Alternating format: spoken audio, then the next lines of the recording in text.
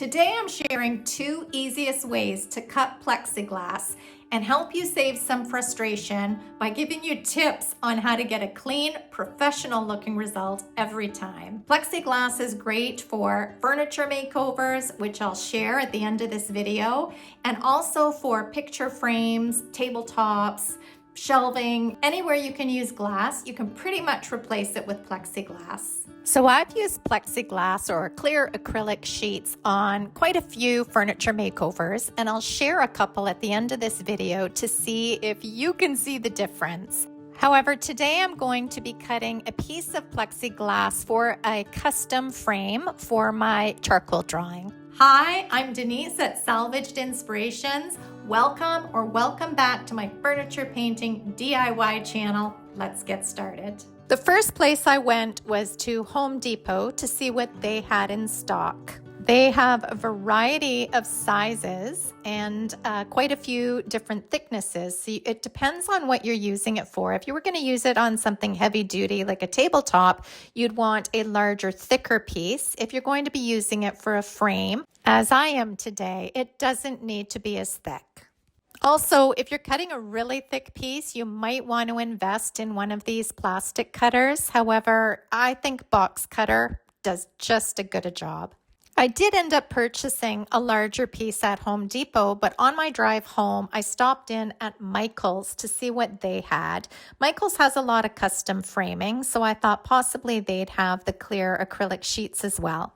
And I lucked out, $17.99 on sale for $9. I brought everything home, set up my work table, and removed the covering on the smaller clear acrylic sheet.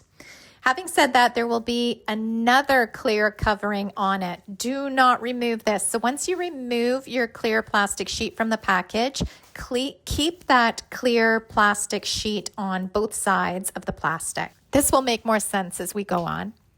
I brought out the frame that I wanted to have the glass in and a measuring tape and measured the size I need to cut this piece down to. And if you're doing a frame, a tip is don't just measure the front portion, also measure the back where you have the lip where this piece will actually be sitting on. Another great tip is you don't have to cut all the sides. If you're doing a frame or a straight edge, you already have one or two of those straight edges available to you. So I did my measurements. I drew in my line, the proper measurement line, with a Sharpie using a metal ruler. Another thing I find very helpful when working with plexiglass and or clear acrylic sheets is to clamp it while I'm scoring it. This keeps the sheet and the straight edge perfectly aligned and it does not budge. And I love learning new things when doing a project. And with this one, I learned that for most DIY purposes, plexiglass and clear acrylic sheets are essentially the same thing. Plexiglass is actually a brand name that's become so popular that everyone starts using it to describe all clear acrylic sheets.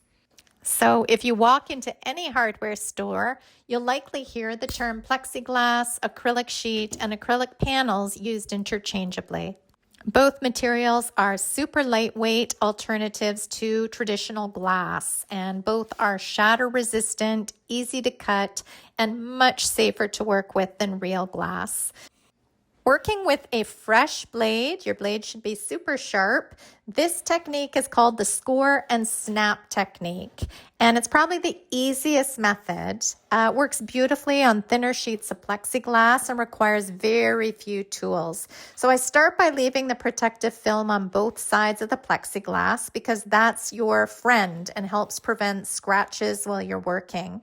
Using my utility knife, I just run passes along the straight edge, not pressing too much. I apply steady pressure and let the tool gradually create a groove, but don't get cocky with it because as you can see here, Whoa! Oh, oopsie. I started getting a little too comfortable and I did make a mark. So Do as I say, not as I do. Really be mindful when you're doing this.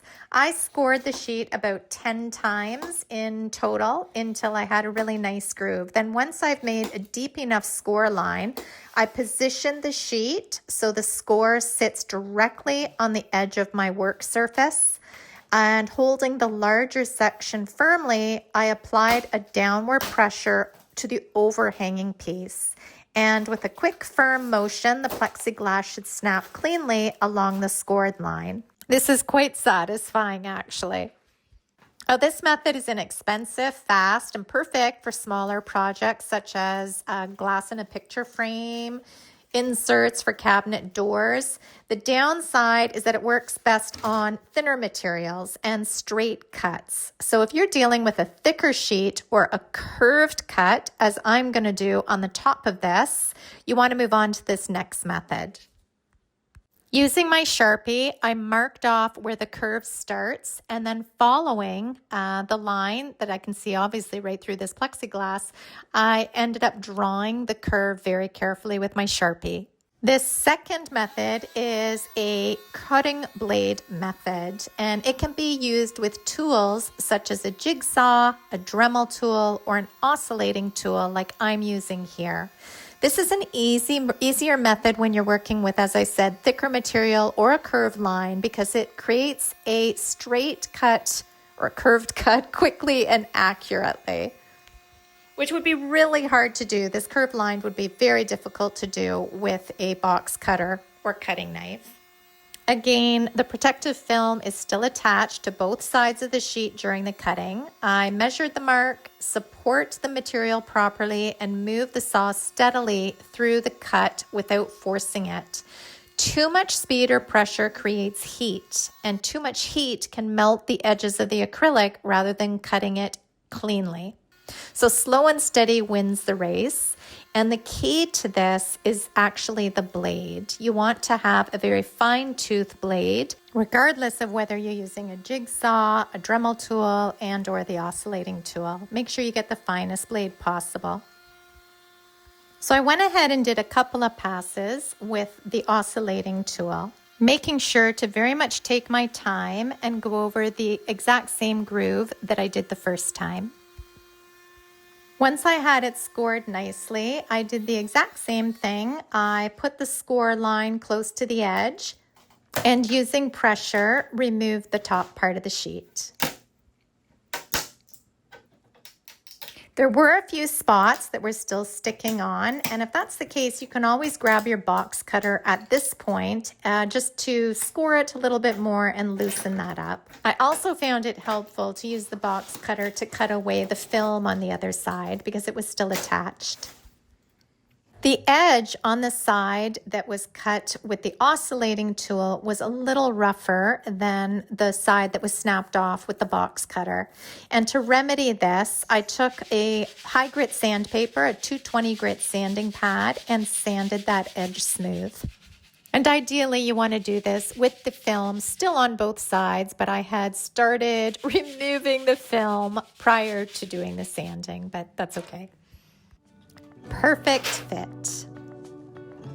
My charcoal drawing was already cut to size and backboarded, so I inserted that. And check this out. It looks like glass. It reflects just like glass. It shines just like glass. And it's hard to photograph just like glass. But I think it looks awesome. And for a fraction of the cost, and it's so much easier than actually cutting real glass to size, this is a win. And as I mentioned, here's the first china cabinet I ever used plexiglass on, and this was way back in 2013. And this is a more recent china cabinet I did a few years ago with plexiglass cabinet doors. I'm just curious if you can see that it's plexiglass rather than real glass. Leave me a comment down below. I hope you found this tutorial helpful. And anywhere you can use glass, it can be replaced with plexiglass and/or clear acrylic plastic. So if you give it a try, I would love to hear your thoughts in the comments down below. If you've gained any value from this video, please like and subscribe here on YouTube. You can also find me over at salvagedinspirations.com, where I have over 600 furniture painting and DIY tutorials. And be sure to sign up for that free email list where you get all the projects sent right to your inbox. Until next time, have a fabulous day. Bye, guys.